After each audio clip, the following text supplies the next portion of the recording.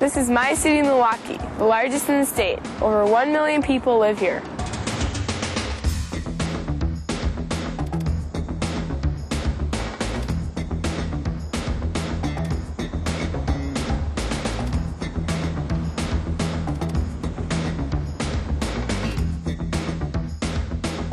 My city, Madison, is famous for the University of Wisconsin. My city, Wausau, is located at the foot of a mountain. My city, Ashland, is located on Lake Superior, one of the Great Lakes.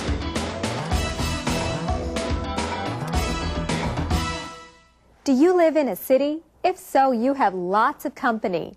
Even though most of the land area in our state is covered by farms and forest, more than half the people in Wisconsin live in cities. Many more live in towns or villages. Wisconsin has one large city. You probably know which one, Milwaukee. And we have about a dozen medium-sized cities like Appleton and La Crosse, and quite a few small cities such as Rice Lake and Menominee.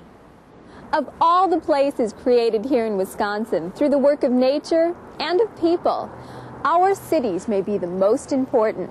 And that's what we're going to explore today, the cities of Wisconsin. But what is a city? You can see that a city is not just a single place. It's made up of different kinds of spaces and places within places. Have you ever thought about how many different kinds of spaces or regions can be found in a city? Some parts of a city are crowded, but some areas are large and open, where space is needed for the railroads, airports, harbors and highways that link the city to other places. Open spaces are also needed for parks and sporting events. Some regions of the city are used just for factories or offices. And if you live in a city, you know that there are many neighborhoods there and that there can be great differences between them. Some neighborhoods have lots of apartment buildings. Others have houses close together. Another neighborhood might have newer houses spaced farther apart. What's happening in the city? Different things in different places.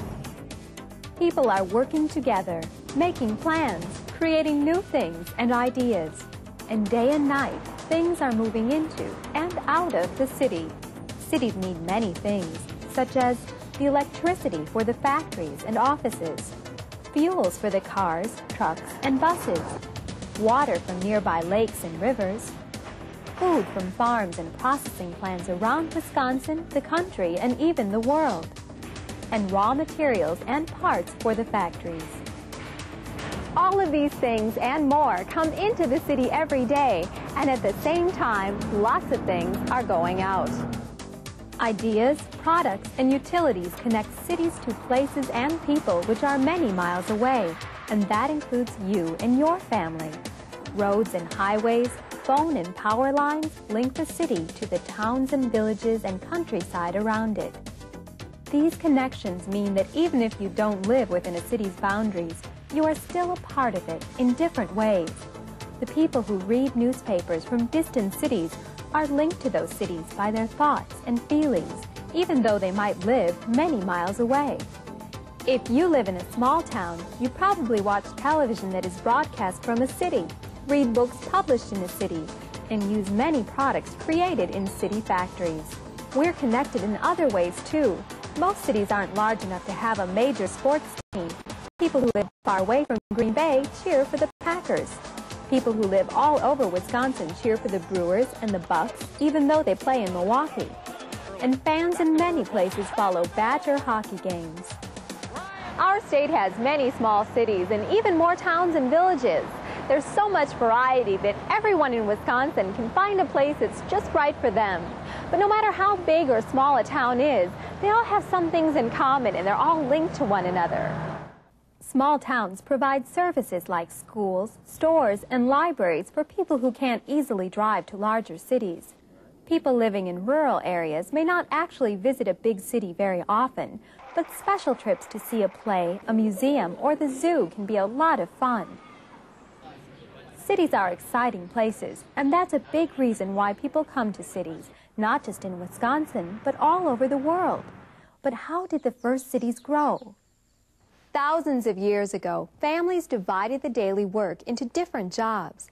With each person specializing in just one job, they could all get more things done. But that meant cooperating with each other and living closer together.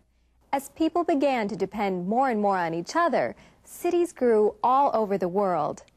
Something like this happened in Wisconsin about 800 years ago at a place we now call Aztalan. The people here built pyramids for worship. They built a wall around their village and organized trade with other cities and nations hundreds of miles away. This settlement was eventually abandoned. We don't know exactly when or why. We do know that Native American tribes living in Wisconsin created a variety of communities, but no cities as large as Aztalan grew in Wisconsin for hundreds of years until settlers arrived from the eastern states and Europe. And where did our cities and towns grow? On a map like this showing Wisconsin's landscape before there were any towns, could we predict where they would grow? Let's start by thinking about some of the reasons towns and cities got started. People in Wisconsin's earliest towns needed ways to connect with other places, allowing their towns to develop and grow. The first system connecting Wisconsin's towns involved waterways. Where the Fox River flows into Green Bay, the city of Green Bay grew. Prairie du Chien was founded where the Wisconsin River joins the Mississippi.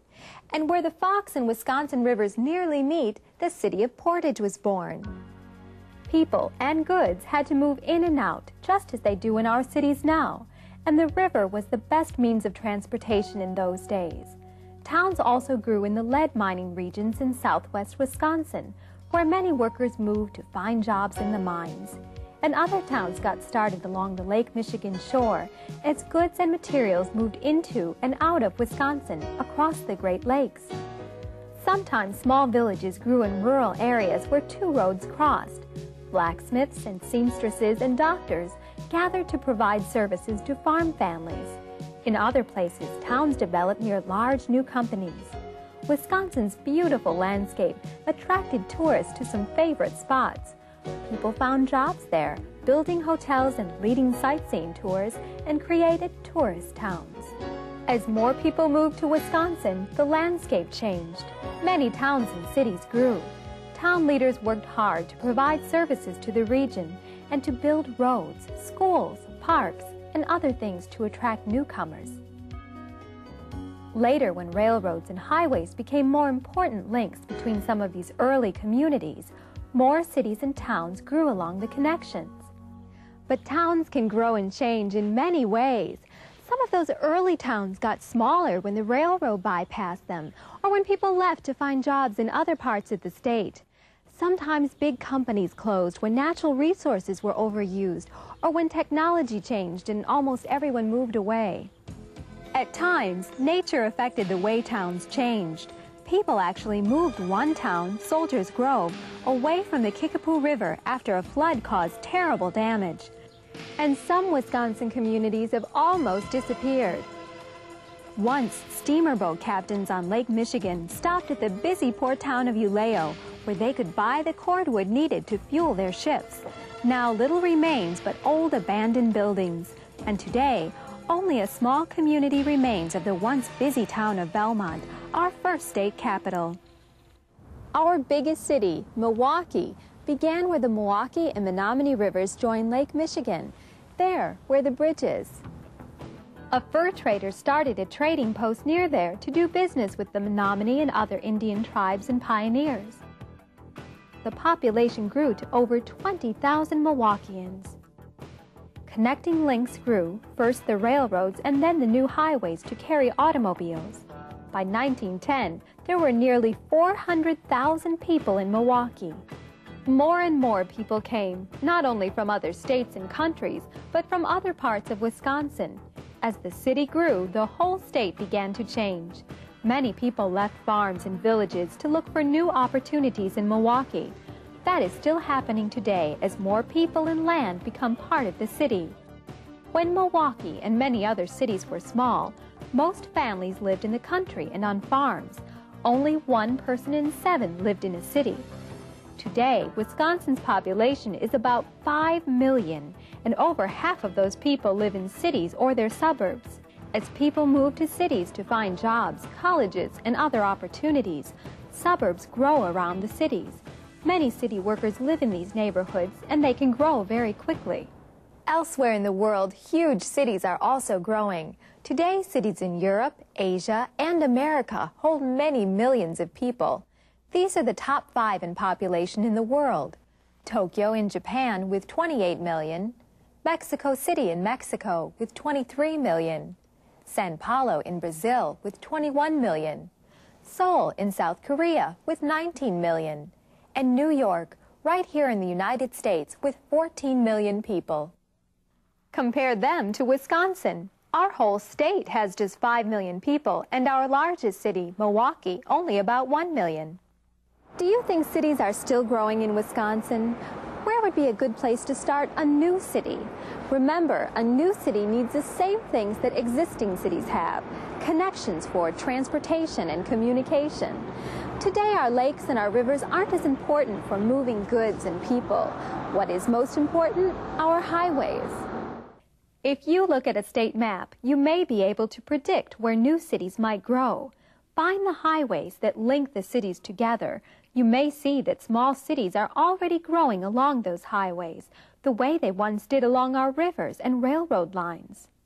The cities of Green Bay and the Fox River Valley were linked by a waterway, and so were the cities along the Wisconsin River and the Lake Michigan shore.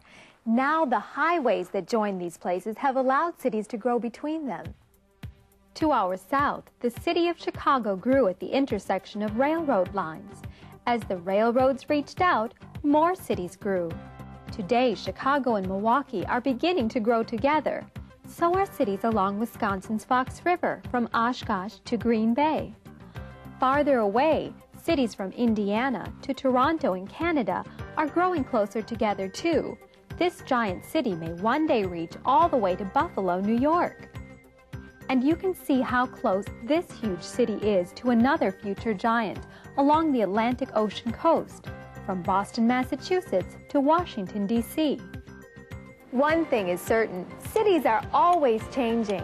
Every day, new ideas, people, and things move in and out of Wisconsin's cities, towns, and villages. Maybe you and your classmates can talk about changes taking place in your community. How will these changes affect you? And what will Wisconsin be like when you are grown up? Don't forget that you are the young geographers. What would you like our home to be like? See you next time.